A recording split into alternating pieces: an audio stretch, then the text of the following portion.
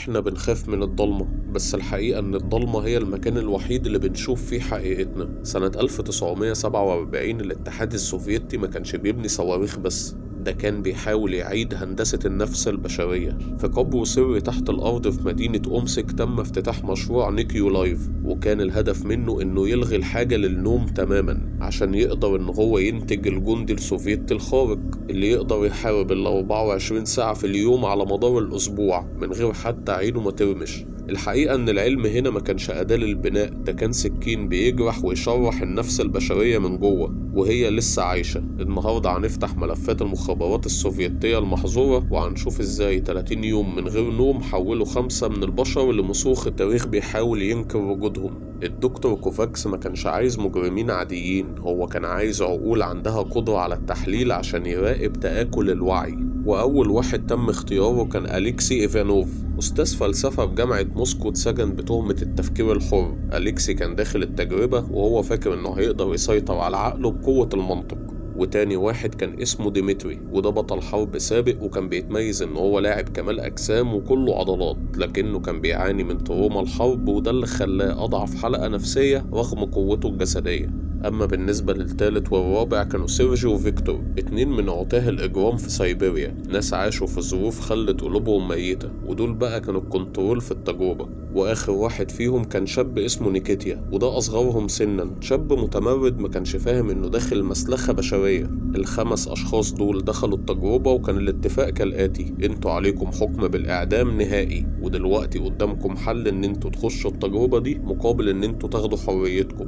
ال5 دول اتحبسوا في زنزانة مساحتها 30 متر مربع، كان في أكل يكفيهم لحد شهر، وكمان كان في كتب ومراحيض وفتحات تهوية بتطلع غاز نيكولايف، والغاز ده كان بيطلع بتركيزات مدروسة جدا. الغاز ده كانت ريحته شبه ريحة البارود، والمهمة بتاعته الأساسية إنه يمنع ال5 أشخاص دول من إحساسهم بالنوم نهائي تحت أي ظرف. في أول 5 أيام المحادثات كانت جميلة جدا، عميقة وفلسفية ومحترمة، لكن مع دخول اليوم السادس بدأ الغاز يكسر الحاجز بين الواقع والخيال. الدكتور كوفاكس بدأ إنه يلاحظ حاجة غريبة جدا، وهي الانعزال الجماعي. كل واحد اختار ركن في الأوضة وبدأ يهمس للميكروفونات. كانوا بيخونوا بعض في السر، كل واحد بيوعد الدكاترة إنه هيقتل الباقيين لو خرجوه. طب ليه؟ لأن الحرمان من النوم بيلغي الأخلاق وبيخلي غريزة البقاء هي اللي تمشي الدنيا. أليكسي بدأ يكتب معادلات رياضية بدموعه على الحيطة، وديمتري فضل واقف في مكانه 20 ساعة من غير ما يرمش وكأنه اتحول لتمثال. وفي اليوم التاسع الساعة 2 بالليل وفي عز ما الدنيا كانت ساكتة، الدكاترة في أوضة المراقبة سمعوا صرخة خلتهم يرموا السماعات من ودانهم. ديمتري فضل يصرخ وهو بيجري ويخبط راسه في الحيطان الحديد، والزعيق ده استمر لدرجة إن أحباله الصوتية اتقطعت حرفيا، وبقى بيطلع صوت كده شبه فحيح التعابين. عايز أقول لكم إن المرعب ما كانش ديمتري، المرعب اللي فعلا بجد كان سيرجي وفيكتور، اللي بدأوا يضحكوا بهستيريا وبدأوا يقطعوا صفحات الكتب ويلزقوها بالفضلات بتاعتهم على إزاز المراقبة. وفجأة الكاميرات بقت عتمة تماما، المعمل كله بقى أعمى لمدة 3 أيام، وخلال ال3 أيام دول ما كانش فيه أي صوت أو حركة جوه الزنزانة، ما كانش فيه غير صوت ضخ الغاز بس في الأوضة.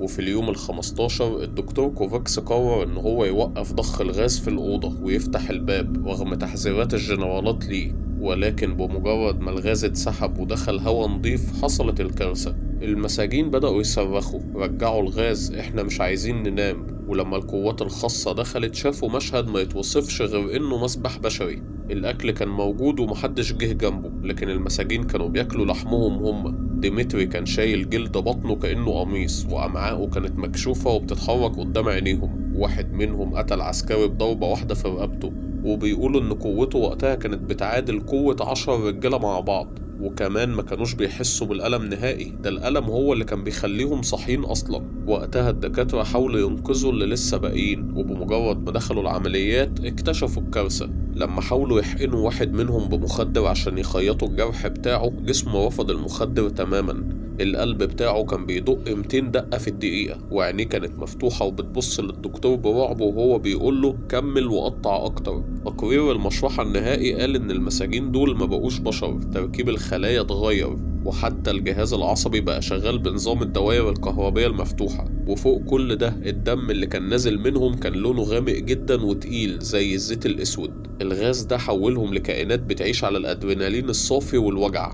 الوحيد اللي اتبقى بعد كل الفيلم اللي حصل ده كان أليكسي الأستاذ الجامعي. كان نص جسمه متدمر بس عينيه كان فيها ذكاء يرعب. وقتها الدكتور كوفاكس وهو ماسك المسدس بتاعه وبيترعش قبل ما يضرب عليه النار سأله: انتوا مين واحنا صنعنا ايه؟ أليكس ضحك بمرارة كده وقال له: احنا اللي بتخافوا تواجهوهم في المراية، واحنا الوحوش اللي بتسكن كوابيسكم وبتحاولوا تقتلوها بالنوم، واحنا الحقيقة اللي الحضارة حاولت تخبيها، احنا الجنون الطليق. وفجأة رصاصة كوفاكس استقرت في دماغ أليكسي، ومعاها اتقفل أغرب ملف في تاريخ العلم السوفيتي. عايز أقول لكم إن القصة دي ظهرت لأول مرة على الإنترنت سنة 2010، والكل اعتبرها إنها جريمة حقيقية بس ممزوجة بالخيال شوية. بس هل سألت نفسك ليه سنة 1940 فعلا كان في تجارب سوفيتية على غازات الأعصاب؟ وليه في ملفات لحد النهاردة ممنوع حد يقرب منها؟ الحقيقة دايما أغرب من الخيال، وممكن تجربة النوم الروسية هي النسخة المخففة من اللي حصل بجد في أوض الموت السوفيتية.